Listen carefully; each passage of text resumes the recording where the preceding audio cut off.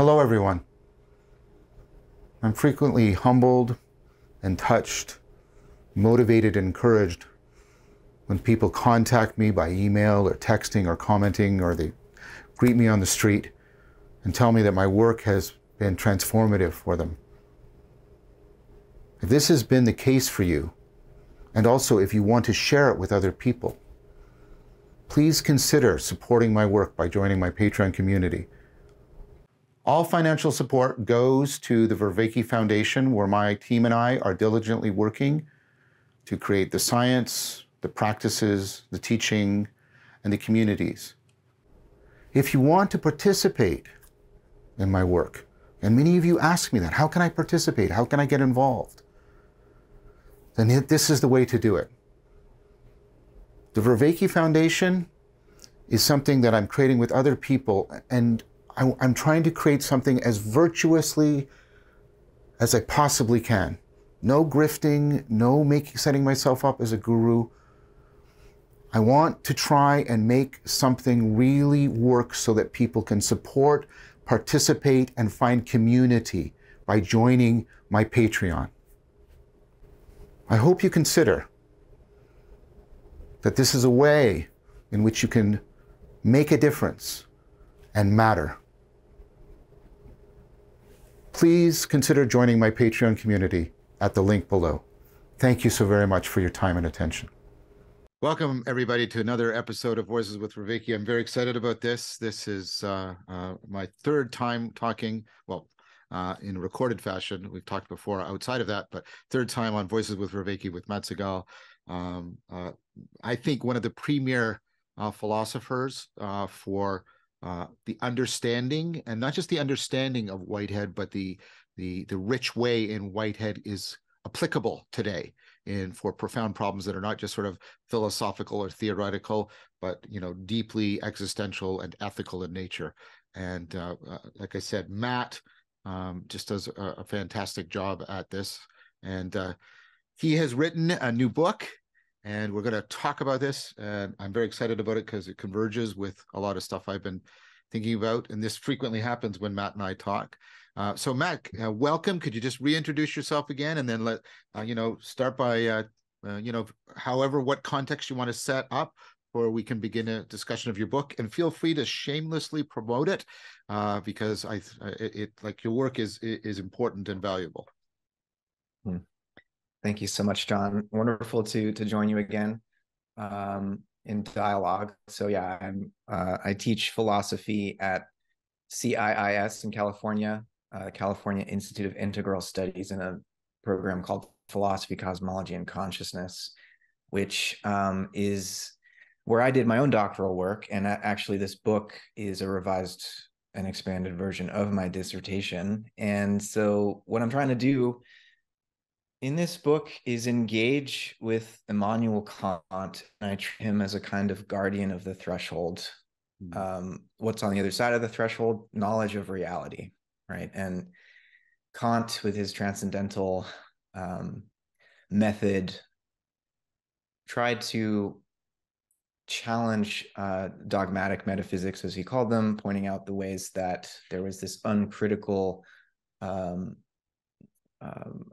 attempt to grasp mind-independent objective knowledge. And Kant examined reason itself. He did it what he called an imminent critique of reason, and showed how actually everything we thought we were knowing, the very objects of knowledge, are in fact constructed by the activity of reason itself, meeting sensibility, or this what's given to us in our perceptual experience, right? And so there's this realm of things in themselves, Kant would say, but we know nothing about it except that it exists. Yes.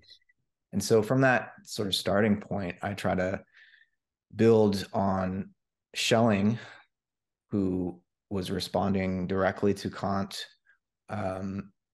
was a student of Fichte's, who was also building on Kant's philosophy in ways that Kant did not really appreciate. But nonetheless, Fichte, Schelling, and then Hegel would inherit Kant and give birth to this new kind of metaphysics, which in some ways Kant himself was aiming to do. He wasn't trying to say we can't do metaphysics. He was trying to put metaphysics on a scientific basis to inaugurate a more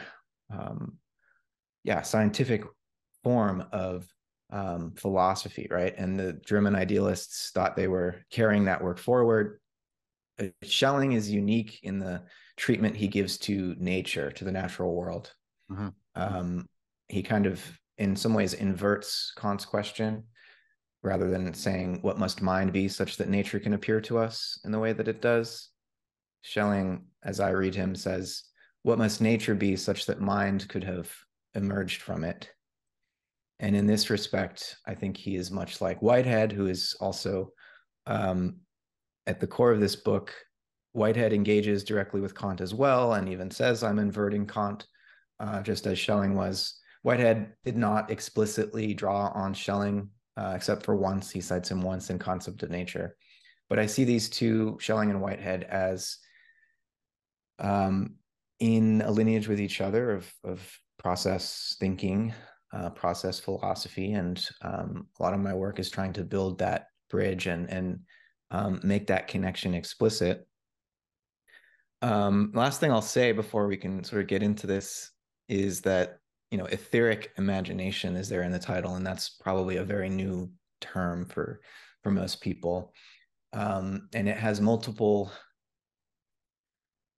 connotations. So in Schelling's natural philosophy, he was engaging with the physics of the time, which of course made reference to an ether, a luminiferous ether medium through which light would propagate, right? Which in the 20th century was understood to have been eliminated by Einstein's revolutions, although Einstein would later say, oh, my space-time manifold is in fact a new ether. So it's less an elimination than a transformation.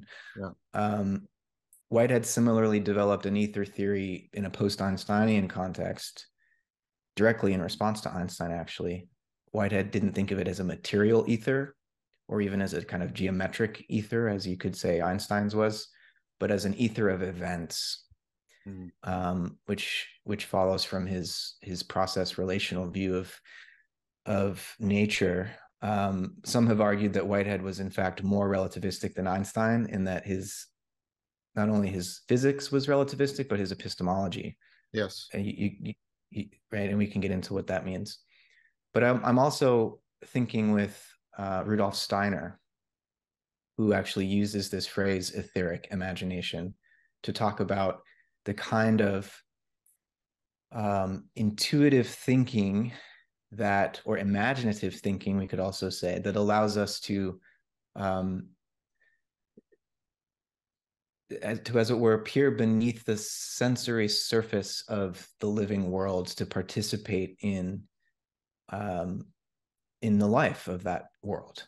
And there's also a late text published after Kant's death as opus posthumus that Eckhart Forster has edited and written some marvelous commentaries on, where Kant himself explores the idea of this kind of etheric medium, which would allow the human being in our own embodied thinking activity to build a bridge, as it were, to the interiority of nature, right? And so it's a very fragmented text that Kant left us with. He died before he could finish it, and there are multiple drafts, like 10 or 12 drafts of him trying to work through these ideas. And so I wanted to pick up where Kant left off, building on Whitehead, Schelling, and Steiner, to try to develop some understanding of what you could call an organ of perception, etheric imagination, that would allow us to cross this Kantian threshold. So that's the basic outline here. Right. And so let's go. This is really impressive, but I think we should go through it piece by piece, open it up. That was a good overview. I think also if we could get it into why would a non-philosopher, and you and I are both philosophers, so we got to be careful around this, but why would a non-philosopher care about this? I mean, uh, um, Yeah. somebody might say, well, you know, Kant and Fichte and Schelling and Hegel, like why like what does that matter to me? And I think your point is that the Kantian threshold isn't some dusty academic idea in libraries or, you know, history of philosophy. That threshold has been insinuated into the very way in which we interpret the world, understand ourselves.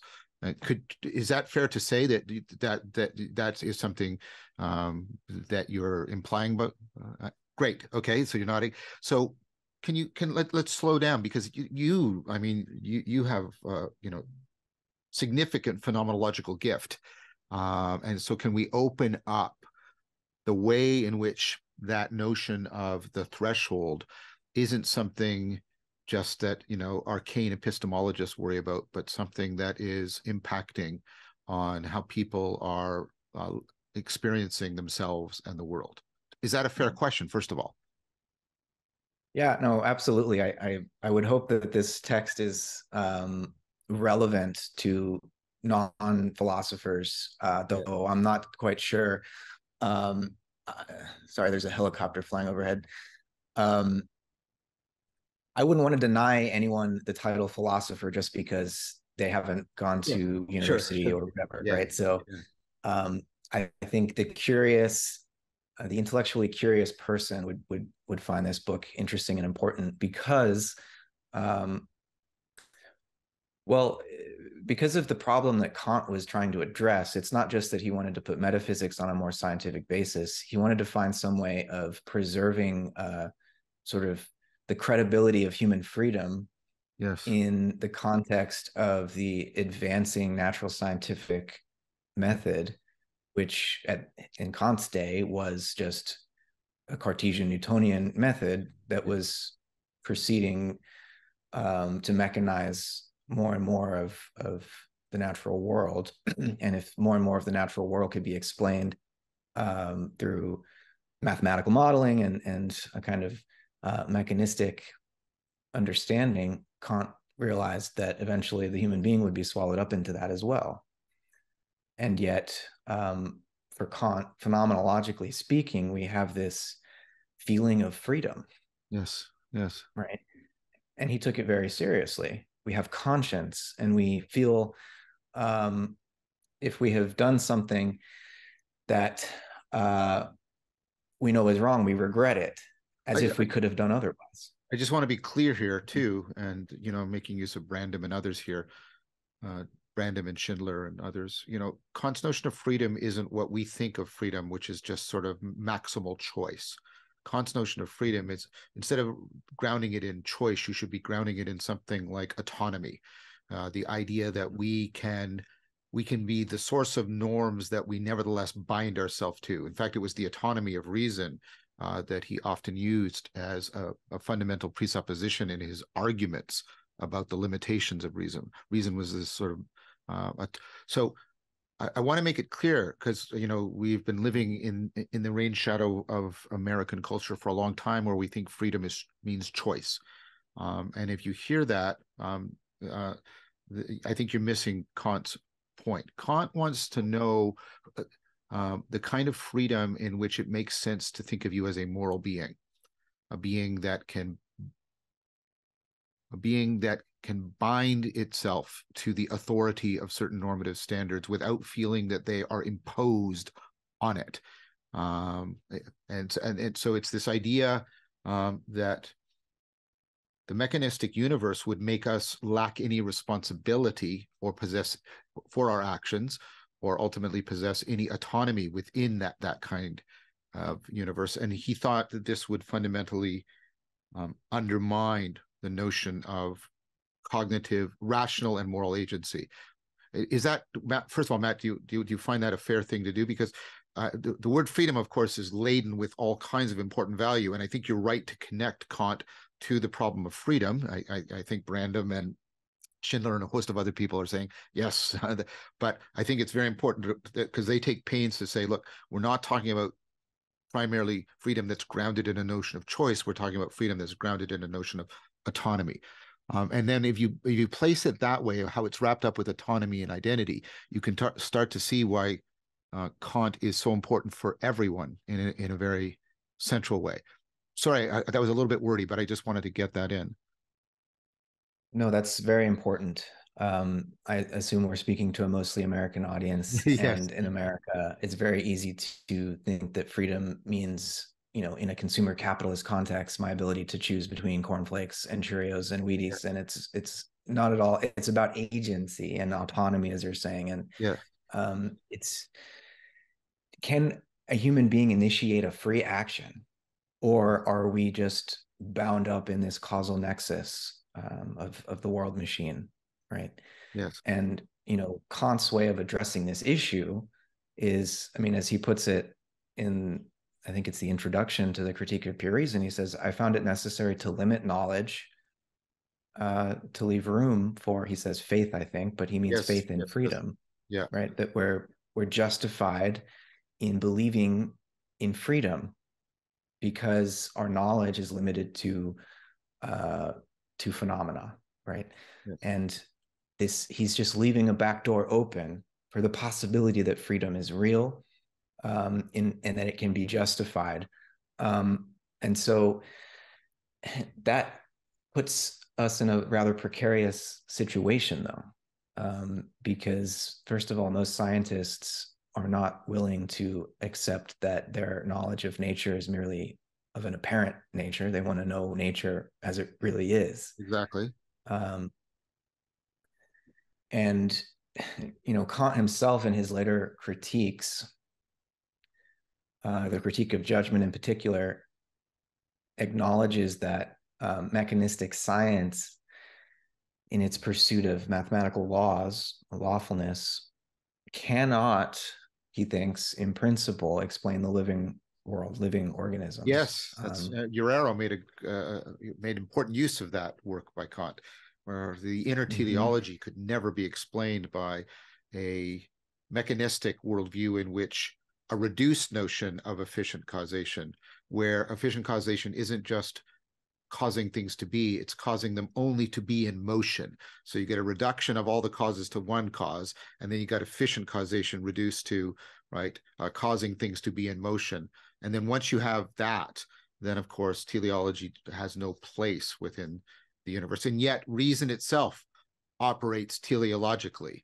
And so, Kant has to, like, well, you put it, he has to erect this threshold, this barrier between the world and reason, because he sees them as ultimately irreconcilable. Right.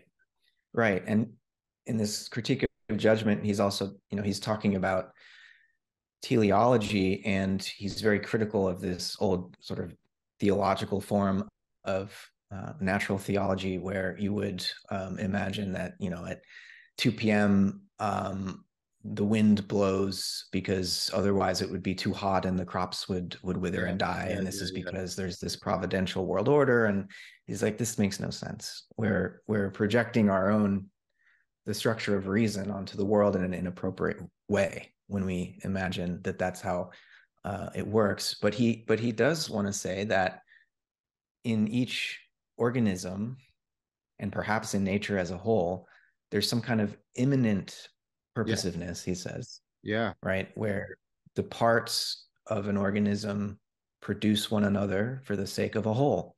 Yes. And this is a form of causality that is found nowhere in the physics of Newton or Descartes. And it seems to threaten circular explanation. It seems to threaten, he's perplexed by a tree, because as you try to describe the causal pathways, you seem to be going in circles, what we would now call feedback loops.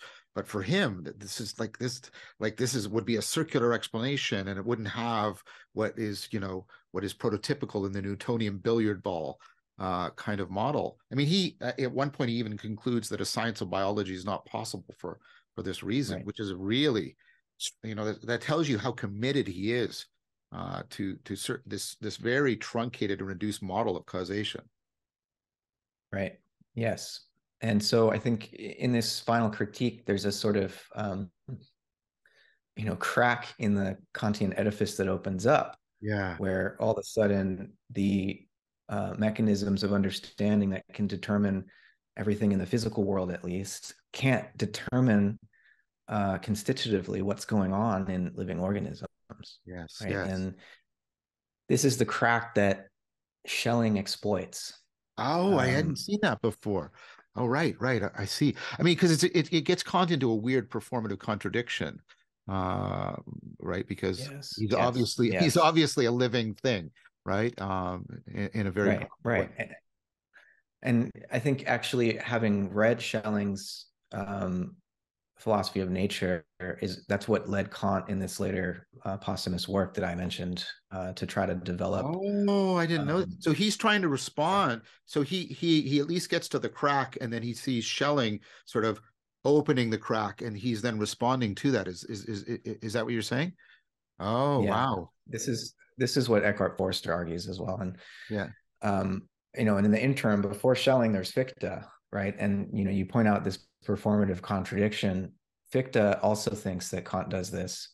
And I mean, Fichte really, really admired Kant, right? And in many ways saw his own work as carrying forward the spirit of Kant, even though the letter of Kant had these issues. But one of these performative contradictions is and this is a controversial point, so I don't want to make it seem like there aren't some who would defend Kant here, but in the Critique of Pure Reason, when Kant marks this realm of things in themselves with a mere X as a kind of Yeah. placeholder, he says that this realm of things in themselves is the cause of our sensory experience. Yeah. And what he's Yeah. doing there is applying a category of the understanding meant only for the phenomenal realm. He's inappropriately extending it beyond the Totally. phenomenal realm. That was his argument against causal arguments for God. You couldn't extend cause, which is within the phenomenal, to the explanation of the origin or creation of the phenomenal. I do think that that's a very strong critique, by the way, that he's asserting a causal relation that he denies, and then he's also assuming it in really powerful ways. He's assuming that there are people outside of his phenomenology that are structuring information and making it intelligible to him. That's why he's writing books and weird things like that that don't fit like in what he's doing in a really clear way.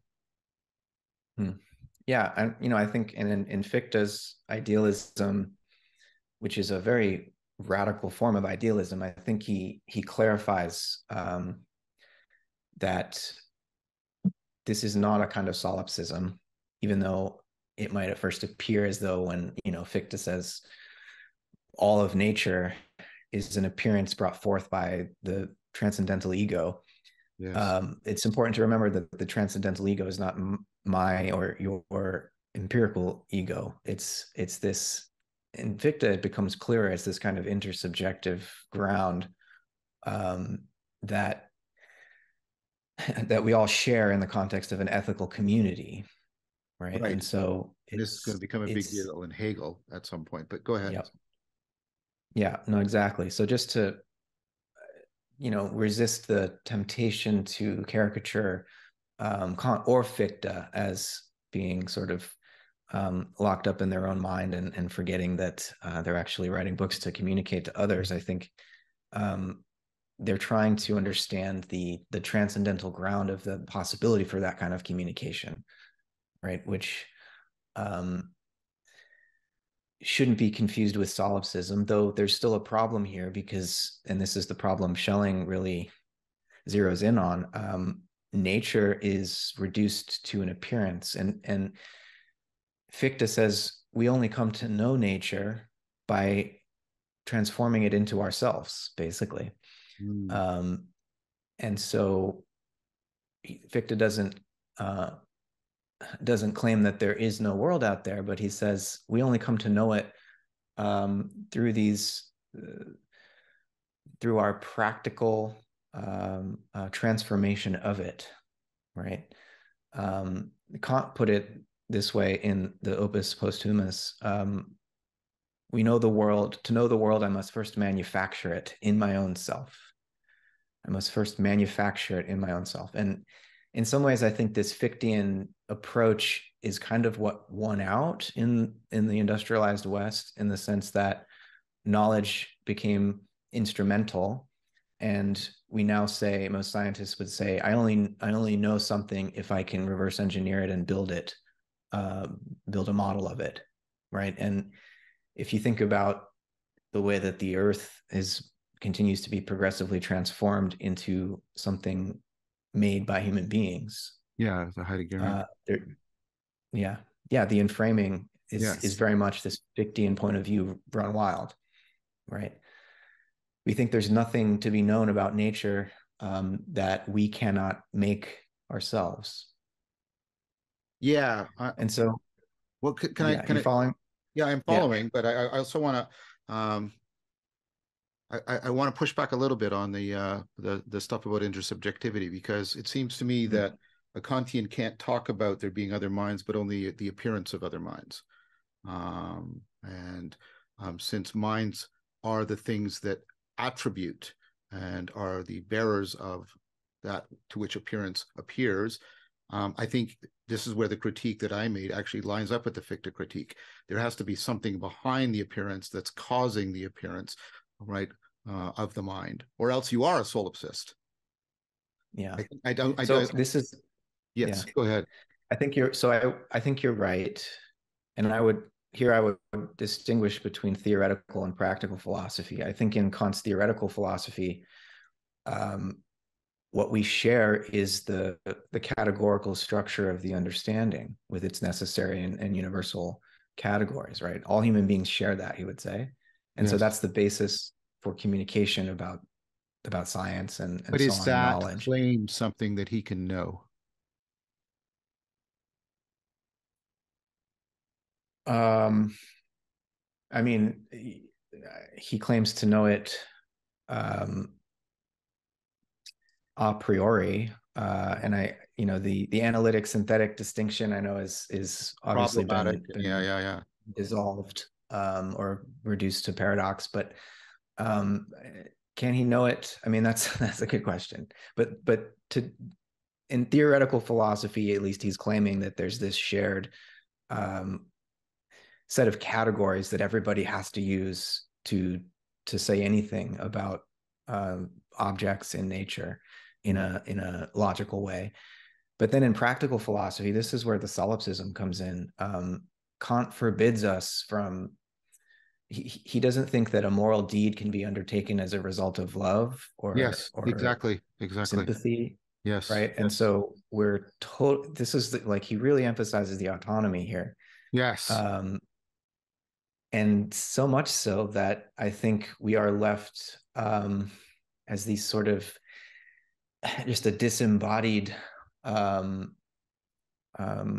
intellect trying to calculate our way toward the good, as though the good were something beyond our capacity to achieve as embodied social creatures. I think that's where very well said what you just said. Yeah. So that's where the solipsism comes in, is the practical philosophy, I think. Yeah, and I don't want to get nitpicky, because all I'm trying to do is perhaps I'll water it down, like when you sort of when you reify autonomy, it starts to get harder and harder to bring in connectivity. That's the way I would put it. And what I see you doing, especially the way you're making use of Schelling, but especially the work on the imaginal, is you're trying to say that threshold isn't a wall. It's actually something that's filled by a function. And this is what I take it you to be saying about the etheric imagination. Is that fair to? Yes. So instead of, we could, like, whether or not we're going to come to the exact same conclusion about how solipsism shows up in Kant, let's at least say that you share the idea that this gets very, very, like, we get very, very locked inside in some important way, and we get fundamentally cut off from our own embodiment, because our body is in no way privileged with respect to the whole Kantian argument, and we've already noted that. And then, of course, being in the world, our connection to the world is deeply severed. And for me, and this is where I find your work so exciting,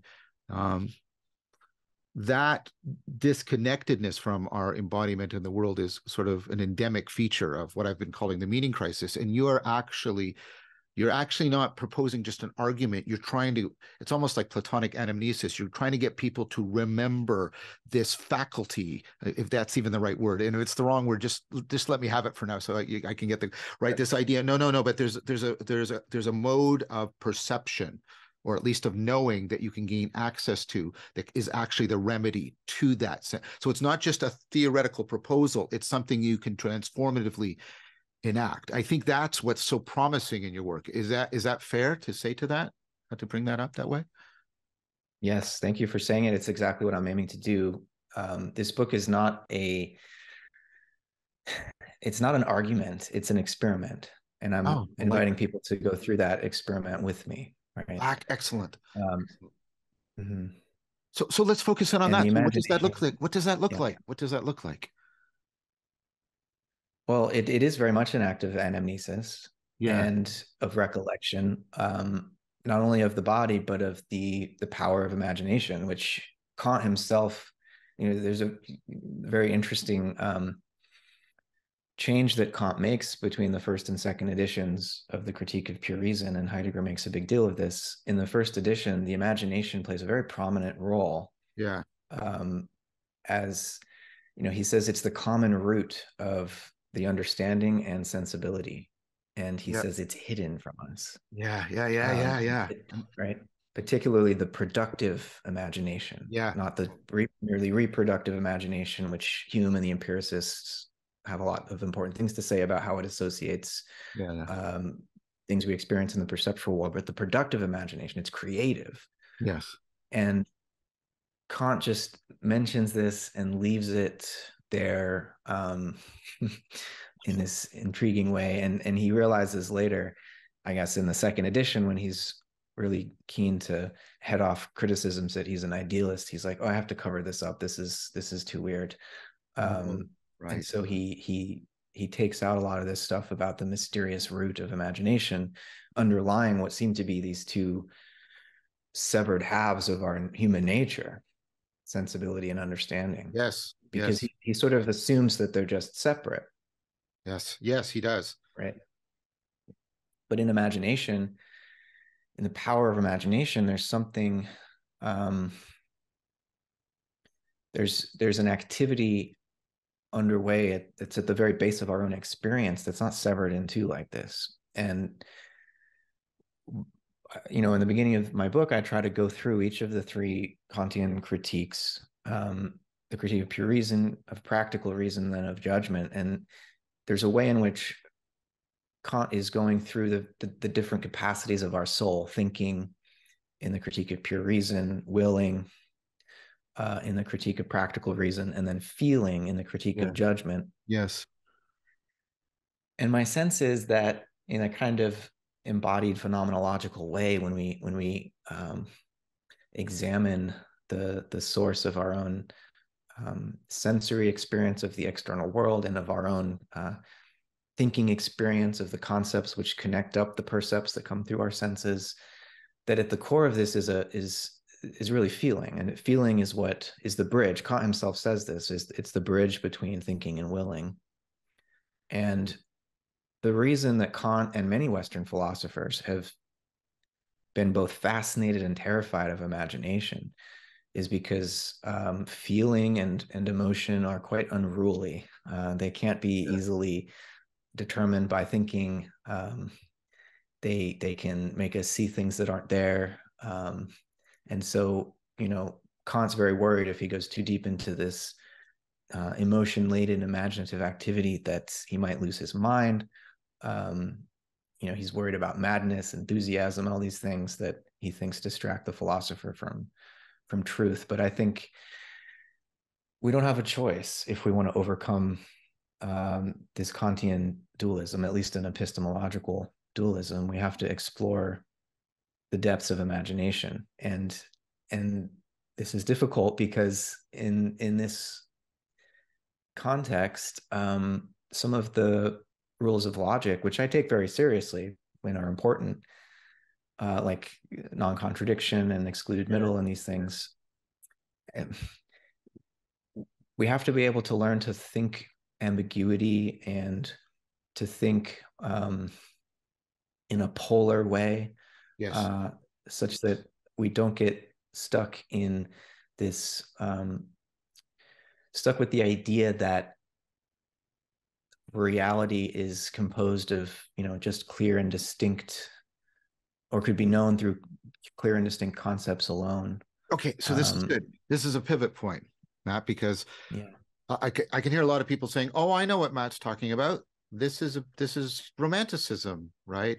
In a pejorative sense, and I just have to give in to the irrational and give in to my intuition, and that's what connects me in some magical fashion to reality." And I take it just by what I have read of your book that you're not simply proposing that, which is a well-trod and I think perhaps in many ways worn out trope. You're trying to do something deeper. And at times you I don't know if you were intending so, but you invoke Corbin's distinction between the imaginative and you'll sometimes use the imaginal, where, as you said, the imaginal is a way in which we are augmenting perception, not trying to remove ourselves from it into an internal world of fantasy or something like that. So, Yeah.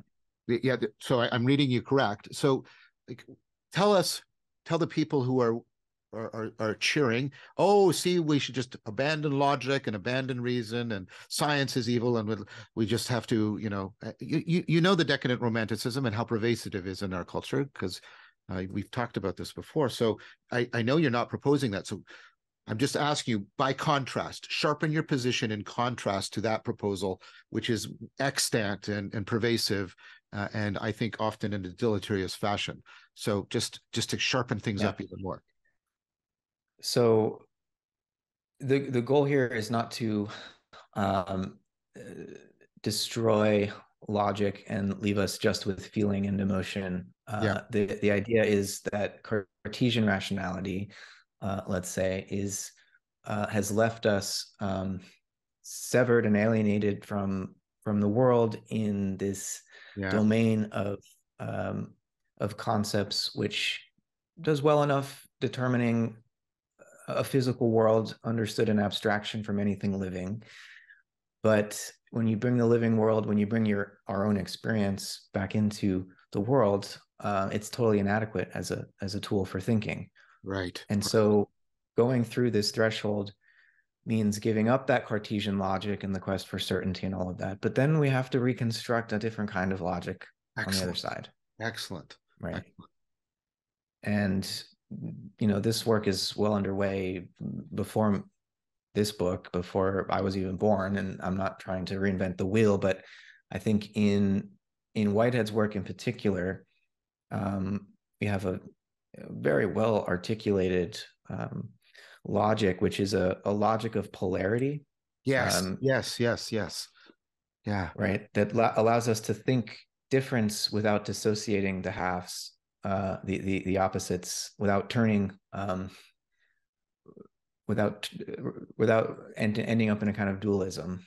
And so we can think a difference between physical and mental, while also recognizing that physical and mental are like poles in a process. Yes. And that there's no concrete reality without both. And there's a proper sense in which the polarity has a kind of priority over the poles. We've tended to emphasize the poles and background the polarity. And I see Whitehead and a bunch of people, Merleau-Ponty as well, trying to invert it and say, no, foreground the polarity and background the poles.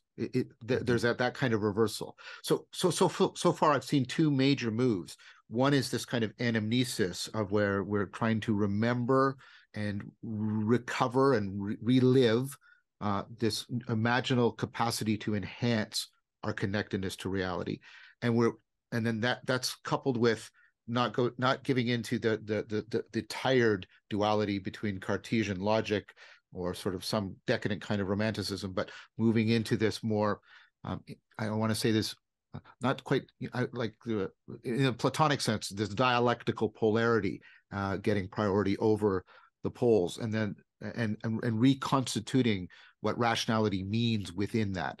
So, yeah, is this? Am I getting it so far? Yes, and I would say this is a romantic project, but it's romanticism come of age, as Barfield would say. Yes, and I And don't have so, any problem with that. I have been sloppy in the past, and I've admitted that publicly multiple times. I tried to be very specific. My critique is a decadent form of romanticism that is pervasive in our culture, and that is what my critique is directed against. yeah, because that decadent form of romanticism calls forth its opposite, which is this decadent form of enlightenment, Yeah, rationality, and yes, they're exactly. Yeah, they're locked constantly together at in this death war. struggle. Yeah, yeah, yeah, yeah. And that's a whole other conversation about how that is playing out in our culture. But what that means to me is that these are live questions, and that because we haven't adequately addressed the relationship between rationality and reality, and between thinking and embodiment, or between thinking and feeling, this conflict remains, and it's tearing our culture apart, and it's making it so that those who do want to preserve meaning are rushing into this very narcissistic form of Yeah, yeah. immature romanticism, right? Well said.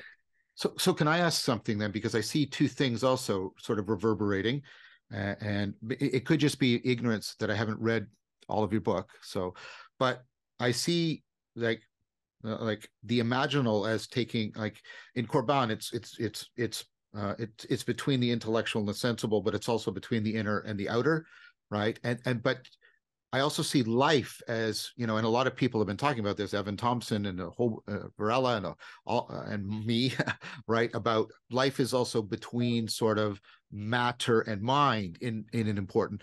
And is there some, and I'm seeing like in Schelling, these two are playing off against each other, right? And so these two, if you'll allow me, and these are only placeholder terms, these two grand intermediaries, right, the imaginal and life, seem to belong together in some important way. Is that fair too? Yeah, no, absolutely. Schelling says that modern philosophy lacks mediating concepts, Ah, and life is the mediating concept that allows us to understand how matter and mind can go together despite their differences. right, right. Right. Very prescient on his part. Oh my God, he is so prescient. While the sciences that he was drawing on in the early 19th, late 18th, early 19th century have been superseded. And so a lot of what he says in dialogue with those sciences needs to be updated.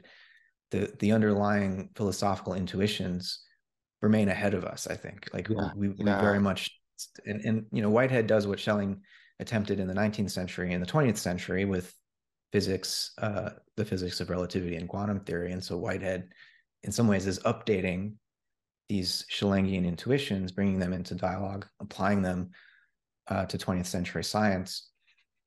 And so I think the best place to go from here, I think, is to,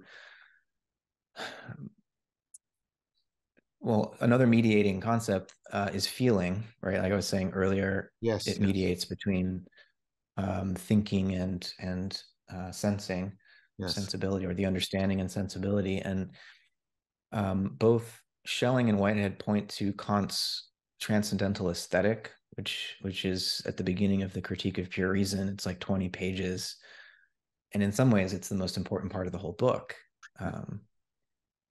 And Whitehead complains, like, Kant should have spent 100 pages unpacking the implications of the transcendental aesthetic, which is where he describes space and time as forms of our own intuition.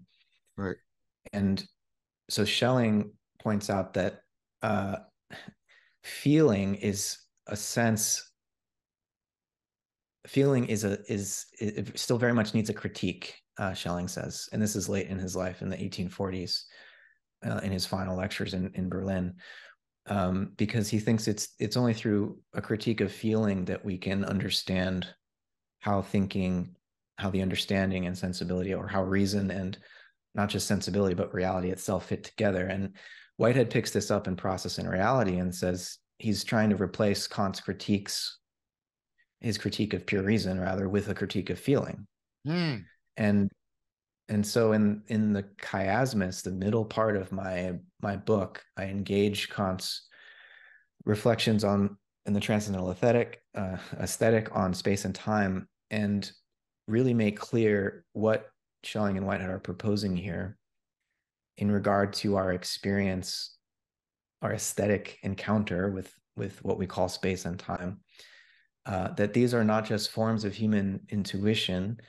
From Whitehead's point of view, when we experience the spatiotemporal continuum, what we're really doing is inheriting the achievements of organisms other than ourselves, which over the course of billions of years have developed this habitual way of relating to one another that's in fact so habitual that we can mathematically determine it with a very high degree of precision. But nonetheless, it's not just that mathematical determination. That's an abstraction from an ecology or a community of organisms, which we, in Whitehead's terms, are prehending, which we're feeling. And so all of a sudden, it's a kind of inversion of Kant. Rather than space and time being projected from our mind, space and time are this community of organisms, the pattern of mutual prehension that they have achieved over billions of years being felt by our organism, right? And as human beings, we have this capacity to mathematize this, right? But what we're mathematizing is a real world of other beings, right? And so I think this is the key flip that's occurring here. Okay. In both Schelling and Whitehead. So just a quick clarification point again to avoid misinterpretation. You're using the word organism and you don't necessarily mean a biological entity. Thank you. Yes. I mean a self-organizing entity. Anything. Whitehead's term is concrescence, yes. and for him, reality is composed of concressing actual occasions of experience. Right. And so he's generalizing this term organism in a way that Schelling does as well, so that it can refer to any self-organizing entity, whether we're talking about a hydrogen atom or a star or a galaxy or biological organisms. So Whitehead would say physics is the study of the smaller organisms, if particle physics is the study of the smaller organisms and biology is the study of the larger organisms. You could say astrophysics is the study of the even larger organisms. But organism becomes this kind of master category for Whitehead, as for Schelling, that science is the study of organisms and their relationships. So the identity of things is bound up with fundamentally with their self-organization. They're dynamical in some fashion. Sorry for interrupting. I just want to make sure that I'm getting. Yeah, no, it's easy for me to forget that Whitehead uses words in ways that other people do not use. So I do not use them. So yeah, it's an important question. So the idea is like I want to go back. There's this notion that, let's say we have a normal, I hope this works, Matt. We have a normal biological meaning of feeling, which is this kind of apprehensive connectedness, right? And notice I'm using those words because they're going to help me. And then you have a prehensive connectiveness that Whitehead is talking about, that is found between these self-organizing processes. It's hard to use words that aren't right. So and I remember reading him about this, about how he said that our notion of causation ultimately presupposes this deeper prehensive relationship between things, that they have to be bound in their identity, not just in the correlation of their movements, or else we don't get real causation. Is that the kind of thing? Am I on the right track about what's coming in here? This idea that feeling connects us to that aspect of reality. Like I'm trying to get the two feelings together. I'm trying to make it phenomenological, right?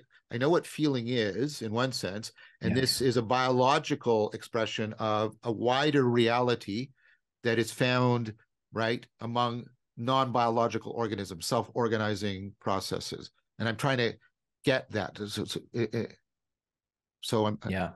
Is this help? Yeah, I'm asking for your help, it but does. yeah, go Yeah. ahead. Go So ahead. typically, I mean, in Kant and in most philosophers even today, feeling is something private.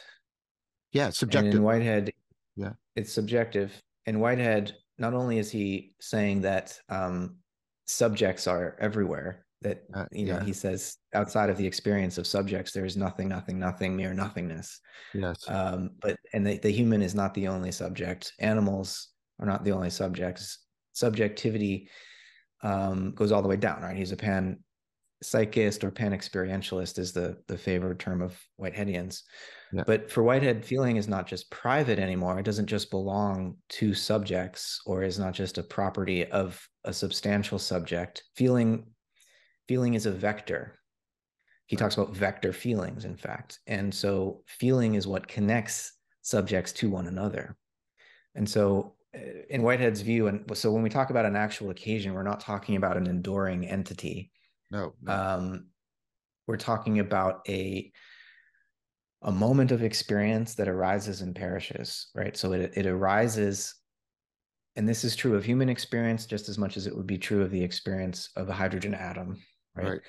Uh, it arises out of a past, inheriting So it many receives the past. objects in its past. It Yes, receives its past, it prehends its past, yes, and that past actually grows into and becomes part of this newly emerging subject of and that's part of its experience. self-organization, right? It takes the Yep. past and it does something unique in its self-organization to that past, and then does it then sort of pass it on? Is that the idea? Yeah, Or exactly. yeah, It's yeah, it's it's a process of appropriation. A new subject is emerging out of the inheritance of its past. It achieves satisfaction, he'll say, which is a new perspective on the entirety of the past, which has been absorbed through feeling into this new moment of experience. And then it perishes and itself becomes, he calls it a superject. So the subject becomes a superject or an object. And that object then has objective immortality because it's going to be prehended by the next occasion of right. experience which picks it up, right? And so the whole history of the universe is this, you can almost think of it, I mean, Whitehead says this, that his is a cell theory of actuality. And so you could think of the history of the universe as this process of embryological development, Right. of cell division. And it's growing more complex as it goes because each new cell is inheriting everything to come before it. But it's And so when simultaneously we, differentiating and integrating, like an embryo. It's yes, not just right. It's not just right, differentiating. It's differentiating and integrating, right? transcending and including what has come Yes. Yeah. before. So And oh, sorry for interrupting. I just want to make sure okay. I'm not dropping things. So we've got these meeting. We've got the imaginal. We've got life, and we've got feeling, and we've now broadened feeling. I think very well, very well. I think what you did here was really good. We broadened it so we can understand. How does this feed back for us in overcoming the Kantian threshold? I know you wanted to go somewhere else, but I really want to make sure that point, like, Yeah. is our imaginal life a way in which we can apprehend, appreciate, appropriate that feeling, so that we can overcome the cross the threshold, to use your language. Is that what I'm supposed to be taking from this? Yeah, no, absolutely. We've, Whitehead says philosophers have been obsessed with their visual feelings and with clear and distinct ideas, Yes. and they've denigrated and neglected the feelings of the viscera. And my basic claim here is that there's this new research program that we need to engage in as philosophers, which is diving into the depths of imagination, cultivating a form of feeling which we can bring a new kind of polar logic to Right. digest and understand, but that to replant ourselves, and plant is an important term. We don't have time to get into the whole Yeah. vegetal philosophy part of this, but I think plants provide a very apt metaphor to understand the kind of thinking. Michael Marder's work is very important here, but if we can cultivate this kind of imaginative perception, then we can give birth to a new kind of philosophy that would allow us to see ourselves as cosmic beings. We are outgrowths of this process of cosmogenesis, and that when we're doing science and physical cosmology, trying to understand the origins of the universe, yes, we need to use models and abstract thinking and mathematics, but we can also access that history through our feeling. Right. Because we ourselves are recapitulations of this multi-billion year process. It's all inside of us. Yeah. There's a way right? in which there's a deep kind of participatory knowing going on, right? We know through our being, right? And not through any representation or model, in a really deep way. That's what I hear you saying. Yeah. We can use these models to coordinate and to assess and to test. We absolutely need. I'm not trying to say do away with scientific. Yeah. But just to be clear for anyone who's wondering, that would be retro romanticism. Yeah. This is a both and thing. But the problem with all the scientific modeling is, I mean, even many physicists are pointing this out, like Sabine Hassenfelder, the models have become so detached from anything empirical or observable. They would actually be subject to Kant's critique. Like like string theory was like what? How does this cannot connect to any possible experience? And I agree. Matt, I think you're going to have to come back, and we're going to have to do a part 2 on this. Okay, I really invite you to come back, and we'll do a part 2 on this, because this is really, really important stuff you're doing, and I think your book is really good.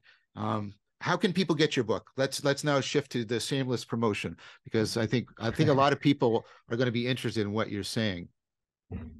Thanks, John. And Amazon, obviously, but it's also for those who want to avoid Amazon. It's available at bookshop.com, as well as at the publisher's website, which is revelore.com. Okay. So there are many ways to get it. Yeah. So, well, you'll come back, right? And we'll do a part 2 on this, and just give you. I felt bad because a couple times I sort of truncated you, because I wanted to at least get like the course. You asked important questions, and I appreciate the questions you asked. Very, very important, led to clarifications. And last thing I want to say is that this is an experiment. Yes. Right. And I'm inviting people to undertake the experiment with me. And it's a whole new form of philosophical research. It's a reimagination of what philosophical research can be. Excellent. And so, if anything, this is a beginning. I'm not claiming to have. Well, I want to talk to you about that too, because I want to talk to you about that philosophical experimentation, and the kind of philosophical experimentation I'm doing in this dialectic into dialogos practice. And those two also talk to each other in some way that you and I should unpack. I think that holds a real possibility for a very fertile discussion. Yeah, I agree. Yeah. And I'd love to connect it to your work on Neoplatonism. I think there are deep convergences there as well. So we'll have to do it again. Yeah. Okay. Well, you're going to be coming back again soon. Thanks so much for this. Everybody, I really recommend Matt's work as a whole, and his new book. To my mind, Matt is on the track of the true, the good, and the beautiful in a really powerful way, and a really helpful way.